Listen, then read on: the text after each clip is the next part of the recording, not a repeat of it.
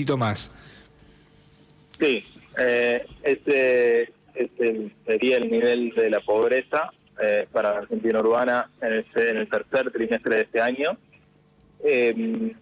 Y bueno, marca una tendencia ascendente después de, ¿no? Alcanzando valores similares al pico que tuvimos en 2020. Digamos, este valor nos dice fundamentalmente algo sobre, o lo que nos muestra, ¿no? Es el deterioro de los ingresos laborales y no laborales de los hogares, que es el principal componente que genera esta situación de incremento de la pobreza. En los últimos años venimos, ¿no?, viviendo, digamos, un proceso donde esta situación se hace, ¿no?, cada vez más aguda, pero bueno, ya no es un fenómeno nuevo, ¿no?, sino que por lo menos desde 2018, venimos transitando un proceso marcado por elevados niveles de inflación y escaso crecimiento económico, que a pesar de poder mantener los niveles de actividad más o menos estables y los niveles de empleo, de desempleo en niveles bajos, esto no llega a cubrir, ¿no?, digamos, principalmente los aspectos que definen, ¿no?, niveles mejores en términos de subsistencia. Sí. Te consulto, el último trimestre del año claramente también va en ascenso, ¿no? Sí, seguramente estemos hoy día en niveles más altos todavía que eso, ¿no? No te sabría decir cuánto, pero la situación no ha mejorado, sino más bien lo contrario. O sea que lamentablemente de a poco nos vamos acercando al 50% de pobreza en la Argentina. Sí, estamos en niveles cercanos al 50%. ¿Cuál es el dato, de los estratos sociales, en menores o algo por el estilo, que más te llamó la atención a vos? No, me parece que es un proceso previsible, ¿no? Digamos, previsible en términos de que estamos siguiendo toda una serie de indicadores que no son nada alentadores, no de ahora, sino desde hace tiempo, ¿no? Los elevados niveles de inflación no permiten en el corto plazo una recomposición de los ingresos, y esto lo que lleva fundamentalmente es a destruir o erosionar la capacidad de consumo de los hogares, y esto tiene como consecuencia el incremento de la pobreza. Y no solamente de la pobreza, porque digamos, hay otros elementos que también podríamos estar considerando, por ejemplo, en una medición multidimensional, ¿no?, donde se da cuenta de manera efectiva sobre el acceso, por ejemplo, a alimentos, a medicamentos, a la posibilidad de atenderse o realizarse una práctica médica, ¿no? Y las limitaciones de los ingresos o del dinero disponible por parte de los hogares para realizar estas cuestiones. Y lo que vemos es también que en este sentido hay un deterioro importante, ¿no? Deterioro importante de los últimos años. Juan Ignacio, te consulto sobre las declaraciones que hizo el presidente, que le restó importancia, no a los números de ustedes, sino a los números del INDEC, pero le restó importancia a la pobreza. Dijo que si ya hubiese estallado la República Argentina si tuviésemos 40% de pobres. ¿Qué pensás al respecto? A ver, dos o tres cosas podría decir. Una es que si la Argentina no estalló hasta este momento, esto se explica fundamentalmente porque tenés una proporción, un número, una masa cada vez más importante de transferencias monetarias en forma de programas sociales, pero no solamente, ¿no? Digamos que compensan las situaciones más críticas. Digamos, este es un elemento que podría explicar en gran medida por qué la Argentina no estalló y porque no en todos estos años no pasamos por una situación parecida a la del 2001. Por otra parte, respecto a la medición, ¿no? Y a las críticas de la medición de la pobreza, ¿no? Digamos, ahí como que bueno, siempre hay instancias y hay espacios, ¿no? En los cuales es lógico, pertinente, no solamente legítimo, sino es deseable que haya discusión sobre las metodologías, ¿no? Sobre discusiones técnicas, académicas, sobre qué estamos midiendo cuando medimos pobreza, como cualquier otro indicador social, ¿no? Digamos, me parece que eso está bien, que es sano, que es saludable y que actualmente hay muchas discusiones sobre la medición de la pobreza. Ahora, me parece que ese no es el contexto, ¿no? Digamos, en el cual se emitieron esas declaraciones, donde me parece, bueno, no voy a opinar sobre los dichos concretamente, porque no me interesa polemizar en ese punto, sino me parece que en este sentido hay observaciones que pueden ser pertinentes, que tienen que ver con lo que yo mencionaba recién, y otras que no, Digamos, me parece que deslegitimar los datos cuando los datos no dicen lo que a uno le gusta, no me parece adecuado. Juan Ignacio, y él plantea que por ahí la gente te puede mentir, ¿no? Basado dice, en las encuestas de la política y demás. Como que le vas y le preguntas, ¿usted es pobre? Y uno te puede decir sí, el otro puede decir no. ¿Me puedes explicar de qué manera se mide a grandes rasgos la pobreza? Bueno, a ver, sí. La forma en la que nosotros llevamos, y esto también hace el INDEC, ¿no? La forma en la que se mide es una primera metodología de encuesta. Se realiza encuestas de manera presencial en los hogares.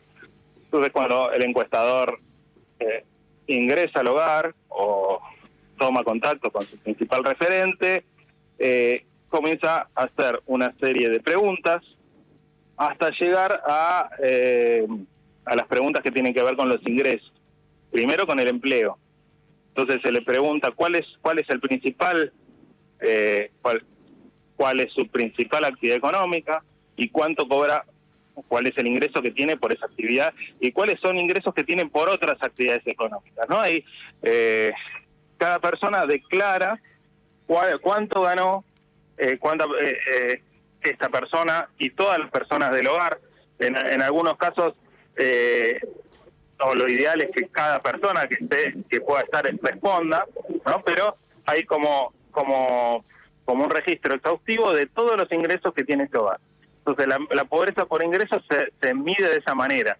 Después después se agregan esos datos por hogar y se calcula la canasta que le corresponde a ese hogar, ¿no? La canasta de bienes y servicios que va a requerir, la canasta valorizada de bienes y servicios que va a requerir ese hogar para no ser pobre, va a tener un valor X que se va a definir según la cantidad de miembros que tiene ese hogar, las edades y el sexo.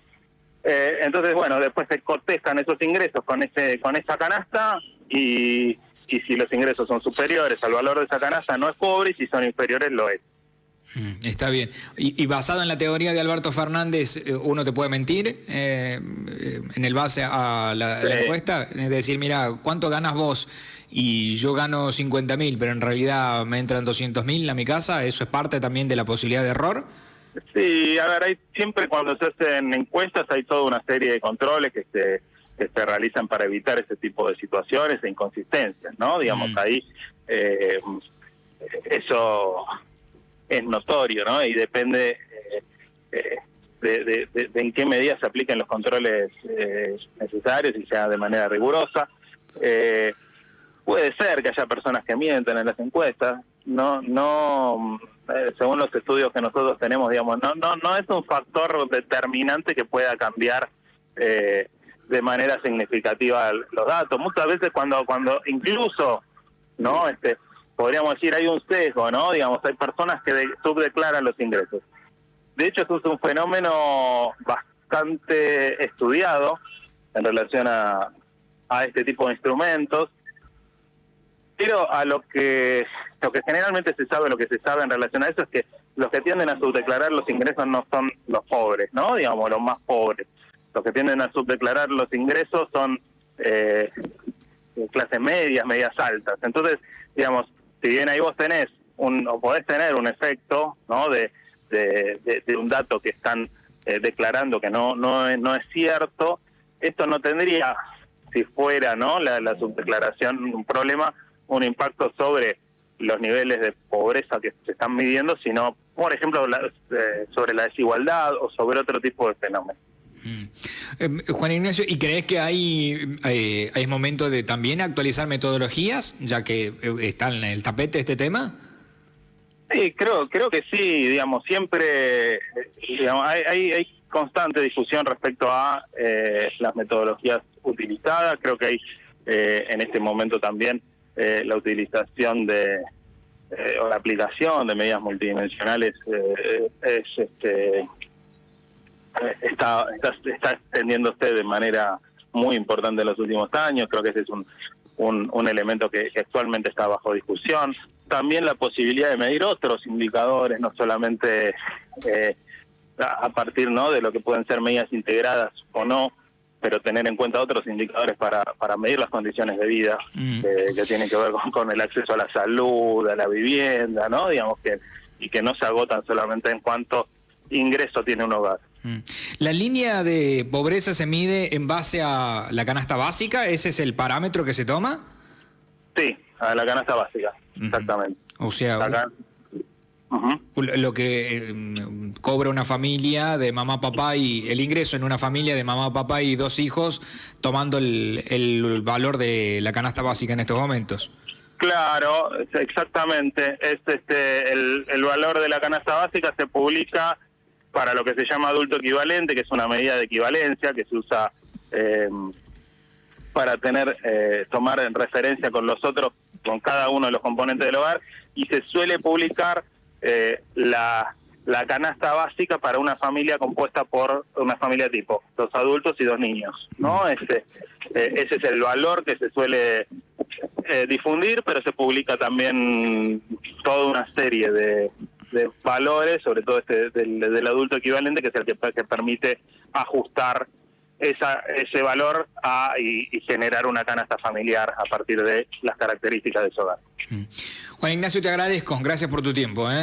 Por favor, buen día. Muchas gracias. Hasta luego, hasta luego. 44,7 es lo que ha medido la UCA, la Universidad Católica Argentina. Me dijo un concepto que me gustaría que ustedes como oyentes también participen. Bueno, acá lo podemos hablar con él. Él dice que no hay estallido, que la Argentina no estalló, bajo el término que utiliza Alberto Fernández, porque hay mucha plata en planes sociales, que se está inyectando mucho dinero a los sectores más vulnerables y que por esa razón, más allá de que esos sectores vulnerables no le está alcanzando la plata, todavía no estalló. Mi pregunta es, ¿solamente vamos a encuadrar la palabra estallar el país a que haya saqueos que quemen supermercados, que rompan supermercados?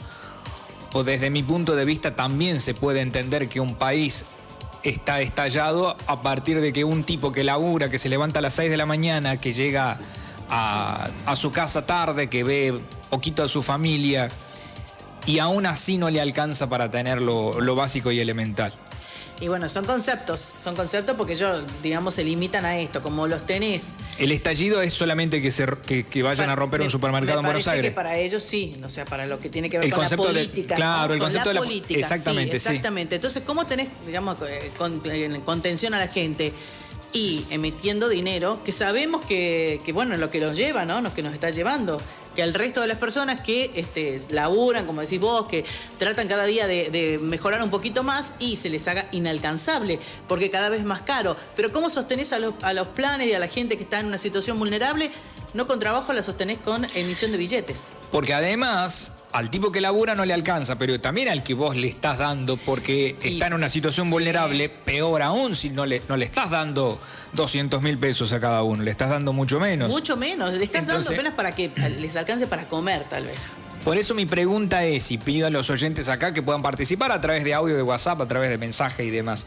¿El país estalla cuando hay toma de supermercados, quema piedras, tiene que salir la policía a reprimir? ¿O ya hay un estallido a partir de que la plata no nos alcanza a todos, a la mayoría de los argentinos que laburamos? Porque en estos momentos las dos clases sociales más perjudicadas es la clase media y la clase baja. Obviamente que la clase alta no tiene problema para llegar a fin de mes, tiene menos inconvenientes, porque todos tenemos inconvenientes, menos inconvenientes que la clase media y la clase baja. ¿Eso no es un estallido como país y que en estos momentos se haya votado algo que es por fuera de la política, que significa un cambio sustancial en el rumbo del país? Aparte, Nico, digamos, cuando estalla muchas veces, cuando las organizaciones, como pasó por ejemplo en el gobierno de Mauricio Macri, empezaron a, digamos, los gremios y demás, empezaron a organizarse para ir y reclamar.